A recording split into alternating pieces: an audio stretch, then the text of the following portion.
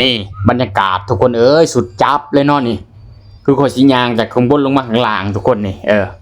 นี่ต้นอันนี้เนาะนี่วงอันยังซันตะคอร์ดเขาอยู่นี่ทุกคนเอ้ยไอ้นวดบอกไอ้นวดเบอยู่นี่เลยทุกคนนี่โอ้คักนะงามเนาะเด็กหน่อยนี่มาถึงใจขนาดเลยอยู่นี่โอ้ยสิมีคอนเสิร์ตทุกคนทุกปีอยู่นี่เนาะนี่เขาสิจัดแบบใหญ่เลยเนาะว่าจะเป็นข้างในหรือว่าอยู่ข้างนอกเนาะตอนนี้ก็เป็นเวลาอยู่ประมาณ1 โมง 2 โมงอะไรทุกคนเลยตอนนี้ส่งคนกำลังลบแดดเนาะก็สิเขาไปยืนปุ่นแหละอยู่ในหางมืดเนาะเขาก็สิบ่อยากออกมาปนเปลี่ยนไปได้ดอกเพราะมันร้อนเนาะ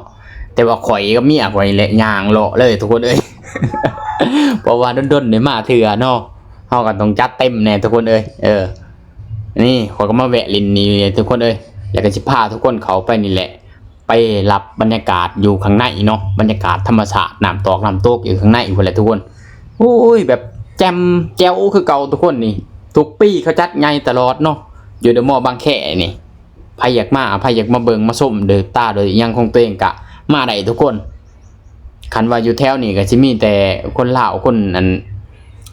พม่าเนาะหลายชุดทุกคนเพราะว่าเขาสินั่งรถมาจากเอกชัยมหาไสมาเนาะก็จะมาลงนี่มาหลินอยู่นี่นะทุกคนเต็มเลยยังคืนนี่ผู้ได้เป็นผู้บ่าวผู้สาวนี่ว้ายแจ่มทุกคนนี่มาหาเอาเลยแถวนี่ฮะแจ๋วบอกเลยว่าโคตรจับโคตรแจ๋วทุกคนโอเคหล่อยเนาะ